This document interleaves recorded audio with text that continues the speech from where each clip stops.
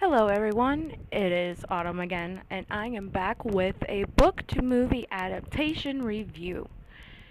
Today I will be giving my own review on the Disney Plus exclusive Artemis Fowl that was released in 2020. Forewarning, I am reading off a script because otherwise I'll be going on a rant on how the film is so different. But anyways, the art for today's video is the two main characters, Artemis and Holly. I had to redraw Artemis because it was very sloppy. And yes, I traced the gnomish language because I tried to do it off screen and it was sloppy, so don't yell at me. But anyway, for this review, I would like to say that if you haven't read Artemis Fowl, you could enjoy the film on its own. But if you are a book lover and love the book series, you will be heavily disappointed. I normally don't say this, but to save yourself from not throwing from to save yourself from throwing something at your TV, don't watch the film if you love the books. I wouldn't say this for say Harry Potter, but at least they tried to create a world and atmosphere. Disney didn't capture that, and I held the film to such a high expectation and was so excited when the author, Eoin Colfer, revealed officially that Disney was gonna make it into a film. I actually got Disney Plus just for Artemis Fowl. And also the Mulan live adaptation, but I'm glad I didn't wait for that one. I normally give adaptations a break. I love the Hunger Games series, and accepted the Divergent series, but the Artemis Fowl film was a huge disappointment. I will mostly be listing my points to what went wrong with Artemis Fowl. It's semi-long, and I'm a writer at heart, so you have been warned.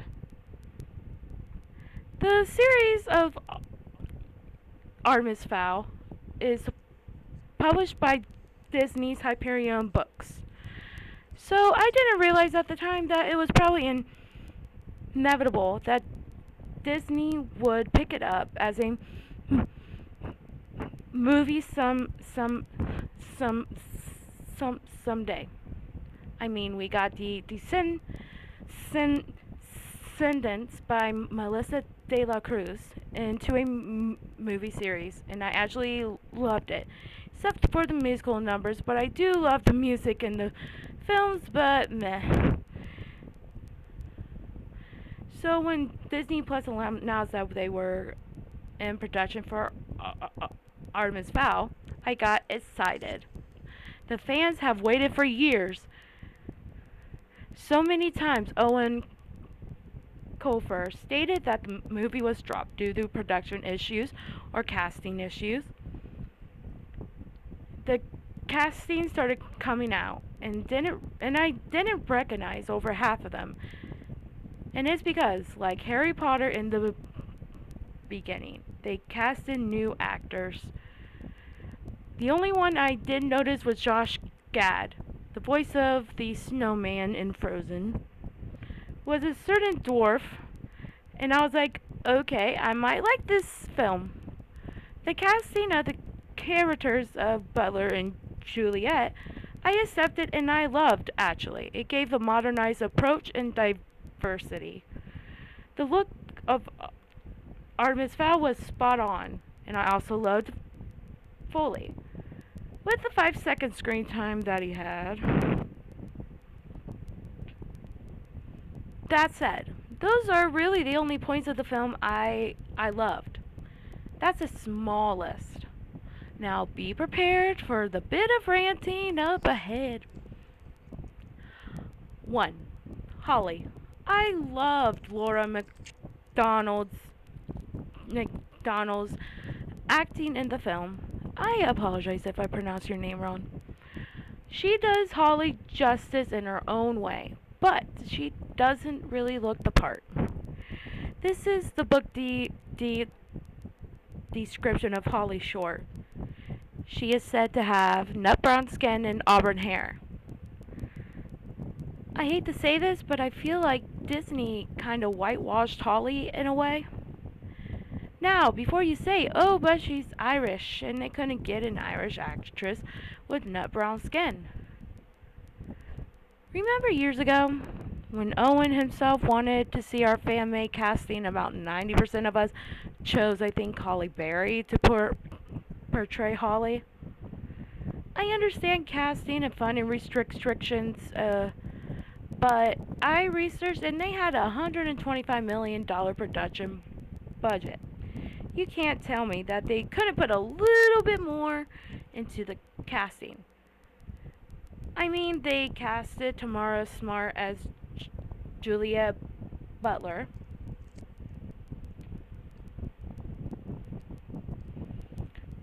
Two, Artemis Fowl the First, otherwise known as Artemis's father. Okay, this is gonna be a lengthy one. Artemis's father never really appears in the first book. He doesn't really appear at all till the end of the Arctic incident, and he's not kidnapped by a dark masked figure with a voice-changing tech. Also, in the film, he's mostly a good guy, not the criminal overlord we know. Artemis, we know Artemis to talk highly of him. He's the present parent in most of the film version, and that isn't the case in the books. And a little bit of a spoiler, Artemis's father was kidnapped by the Russian mafia. So that's basically what the book entailed. Don't know why Disney didn't want to do anything, with that, But anyway, number 3, Angeline Fowl. She's not in the film at all. She is in the cast of characters though, so I feel like they made scenes with her and never put it in the official release. I'm curious though on how that's going to affect the rest of the series if they do turn the rest into films, because of the spin-off book series of the Fowl twins. If they do the rest of the books, my one theory was about her was that they were going to have her be like a stepmother sort of figure to Artemis, and that's why they had her casted on there, but she never really comes into the books, into the films much. But I digress. 4, gender reversals. Now, I'm putting a whole group of characters into this category because I'm furious as a writer myself that Colfer allowed these changes to a significant character. One is Commander Julius Root. They kept the name but turned him into a female. It made no sense for the change because that was Holly's whole character arc wasted. Colfer did state in an interview at that time of writing and publishing the books.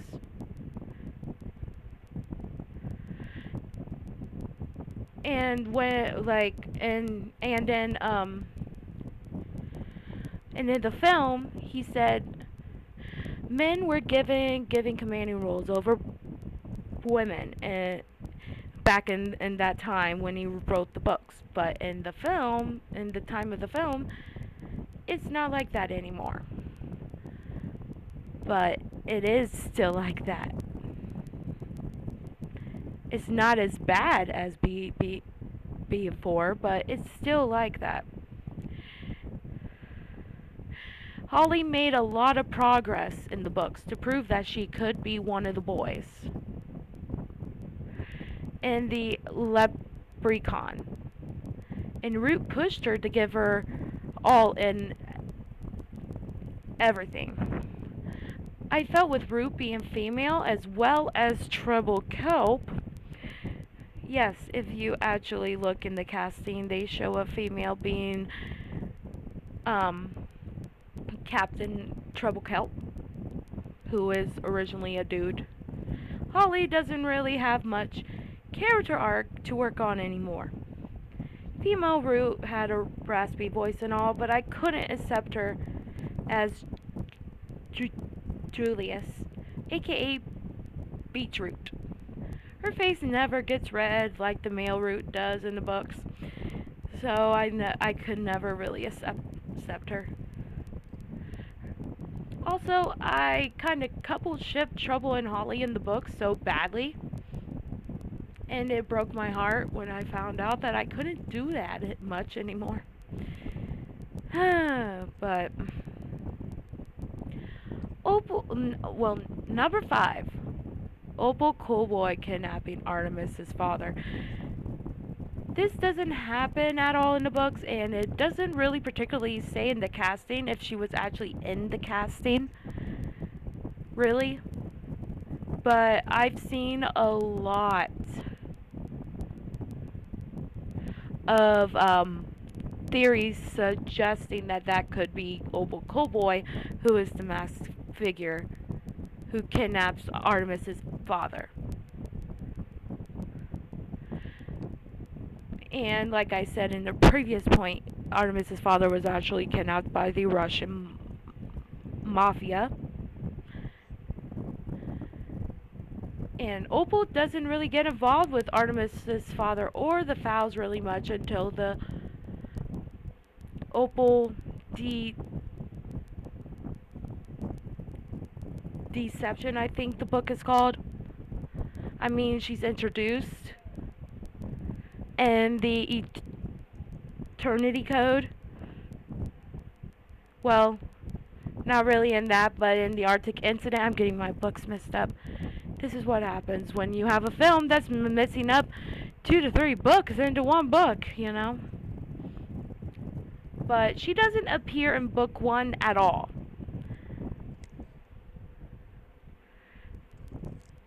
But yeah, she doesn't appear really much at all, so it makes no sense for her to be involved with Artemis's father and know about Artemis at the time in the book. But okay. Number 6, script. The script as a whole was terrible in my opinion. They wrote the characters wrong as I specified above. I felt the scriptwriters never read the books, or if they did, they didn't care about the fans, and picked something from the first 3 books and mashed them together. The actors were great, but the character scripts were not. So please, don't hate the people who portray them. Please. And finally, I hate the character script for the protagonist of the film. The writers got them all wrong. I was so confused as to why Artemis is surfing in the beginning of the film.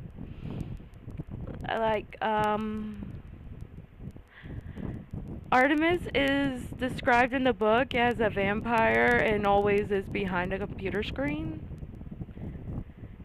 And he hates the sun.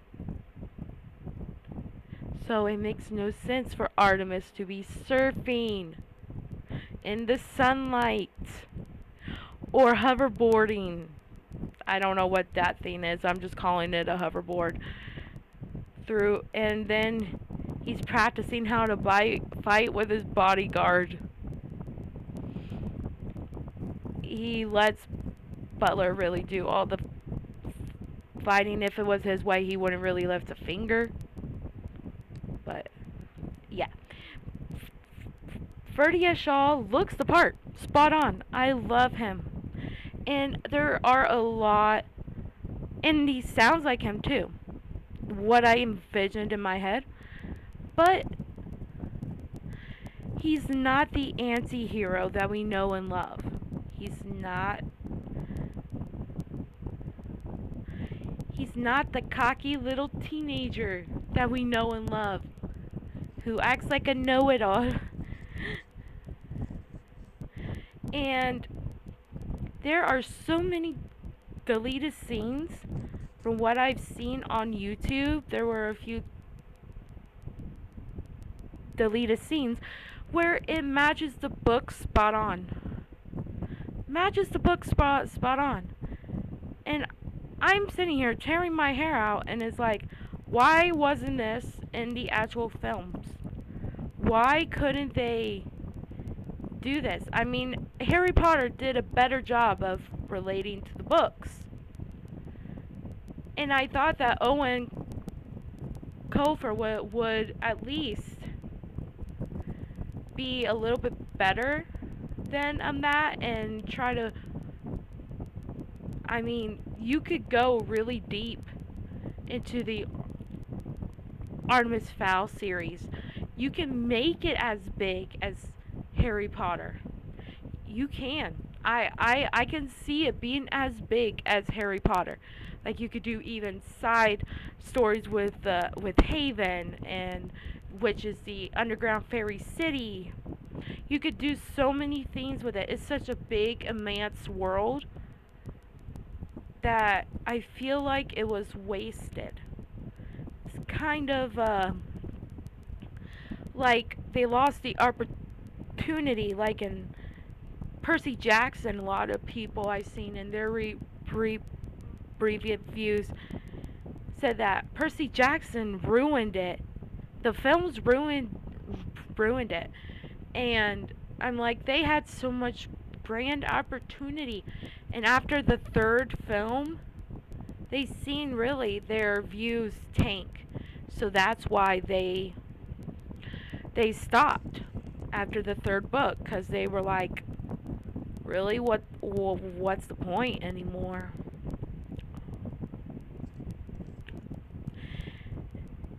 But my last point is a little bit of an Esther thing. The ending and the beginning of the book the ending and beginning of the film is completely changed. There's not even a resemblance except for characters that even portray that it's the same book.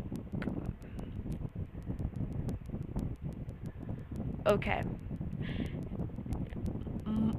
Mulch is basically telling the story in the beginning and in the end. He's in confinement by some military in the middle of the ocean. I guess he gets kidnapped after the Fowl siege, and he gets interrogated. Like, okay, but in the film, there's no biobomb. They don't really mind wipe much. You would think that they would at least incorporate mind wiping. No drinking sleepy pills and wine. And in the end, Artemis's father, Artemis, Butler, and Holly all go and fetch Mulch from the military confinement.